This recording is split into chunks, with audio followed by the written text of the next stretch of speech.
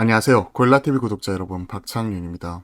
우리가 주식 콜센터를 통해 시장에서 여러분들이 문의 주셨던 종목들, 투자 포인트와 전략에 대해서 같이 고민을 하고 있죠. 오늘은 약속대로 어제 화목한 소통에서 문의 주셨던 LNF 점검을 해보려고 합니다. 자, 최근에 나와 있는 내용들 체크를 하면서 투자 전략까지도 세워보도록 하겠습니다. 자, 최근에 반등하려는 모습이 나타났었지만 재차 하락을 하는 모습이 나타나면서 기존의 저점을 깨고 밑으로 내려오는 모습이 지금 점검이 되고 있습니다.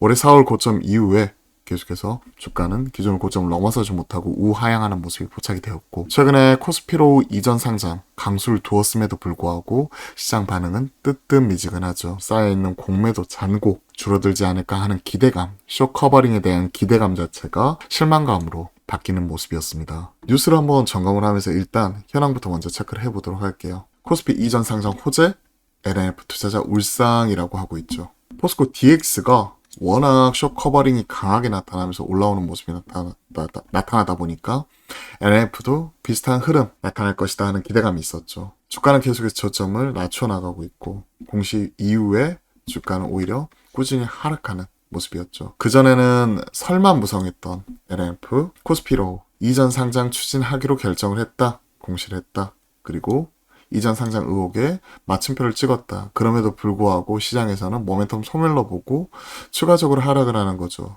참 이런 거 보면 같은 내용으로 포스코 DX와 LNF 같이 나왔지만 포스코 DX는 꾸준히 올라가고 LNF는 빠지는 흐름이니까 같은 내용이지만 시장의 목소리, 시장의 반응에 따라 우리의 대응 전략은 달리해야겠죠. 그래서 진짜 주식 투자가 어려운 거죠. 돈만 잘 벌면 무조건 주가 올라가겠지? 그러면 정말 주식 투자하기 쉽겠죠. 하지만 우리나라에는 많은 공매도도 있고, 또 워낙 테마, 섹터별 순환매도 빠른 데다가 또 이러한 부분이 선반영이 되었다고 이제는 모멘텀 소멸로 때리는 모습도 왕왕 나타나기 때문에 그만큼 주식 투자가 어려운 것 같습니다. 셀트리온이 코스피로 넘어가고 나서 공매도 죽이면서 그때 대성공을 했죠. 2018년 2월 코스닥 시총 1위였던 셀트리온, 유가증권 이전 사례 150%, 5.5개월 소요됐는데 150% 그동안 상승했으니까 완전히 코스닥도 끌어올리고 공매도도 죽이고 좋은 모습이 나타났었죠.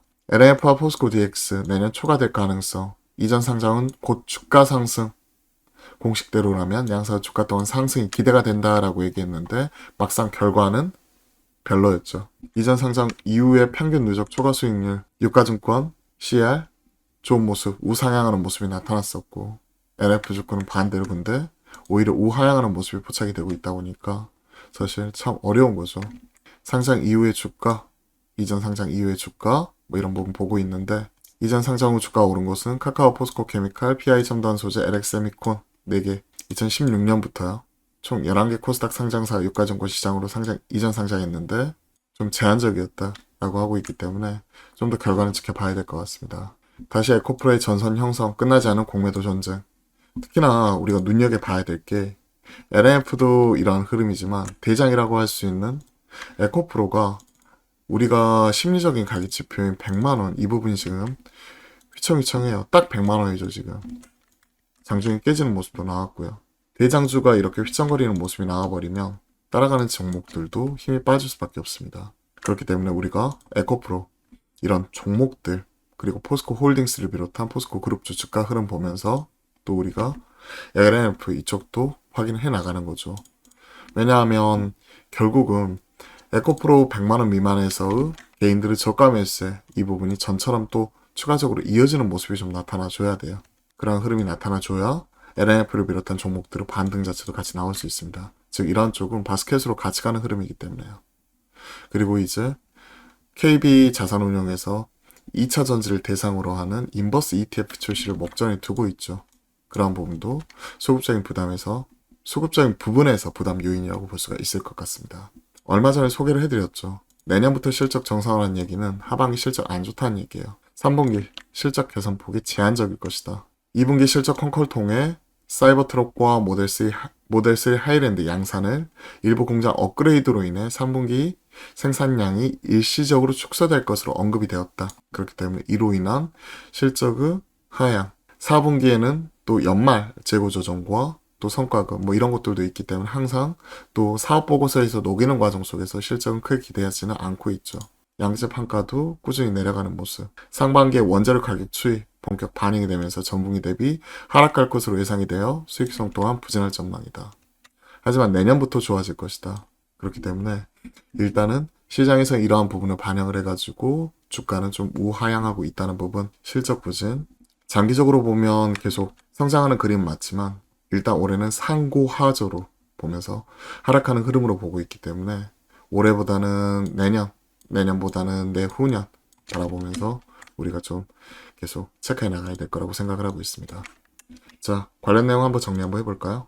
2분기 실적 부진, 3분기 이후 실적 기대감, 낮추는 컨콜 이 부분이 이뤘었고 양극재 판가 인하와 그리고 또 생산에 따른 사이버 트럭 등 생산에 따른 일부 공장 업그레이드 이런 것들도 같이 나오고 있기 때문에 모델 3 하이랜드도 마찬가지죠.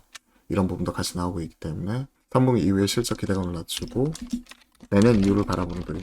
다만 이제 우상향, 장기적 우상향, 수위는 지속 이렇게 점검하는 게 좋을 것 같습니다. 코스피로우 이전 상장 이게 무조건적인 주가 상승을 좀 우리가 공식처럼 바라기보다는요. 최근에는 꾸준히 우하향하는 가운데 공매도 쇼커버는 지금 부진한 흐름이에요. 보시면요. 오히려 비중에서 더 올라가 버렸더라고요. KRX 한국거래소죠. 정보 데이터 시스템 공매도 포털 보시면 개별 종목 공매도 잔고에서 코스닥 잔고 금액 기준 3위가 지금 LNF거든요. 5,300억. 비중이 6.94%에 달합니다. 에코프로 BM이 2.95 그리고 에코프로도 5.57인데 유독 높죠. 6.94 거의 공매도 비중 6.94% 높은 상황. 이게 좀 줄어드는 거 여부를 봐야 최소한 쇼커버가 들어오고 있구나. 단기적으로 좀 슈팅이 나올 수도 있겠구나.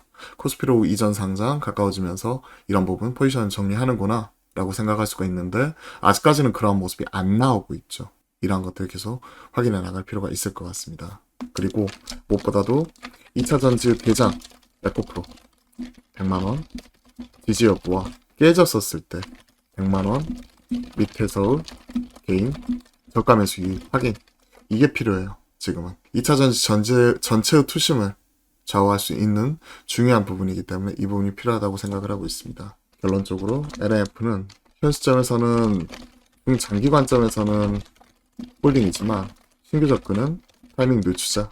지금은 바로 살 때는 아니라는 얘기예요. 지금 물 탈 때도 아니라는 얘기입니다. 장기적인 관점에서 아예 멀리 보고 미래를 보고 투자하시는 분들은 좀 지켜보면서 물을 타더라도 되돌아서는 거 확인하고 사야지. 지금 계속 저점을 낮춰가는 구간이기 때문에 현 시점에서 무분별한 물타기보다는 처분한 관망 이 부분이 중요하다고 생각을 합니다.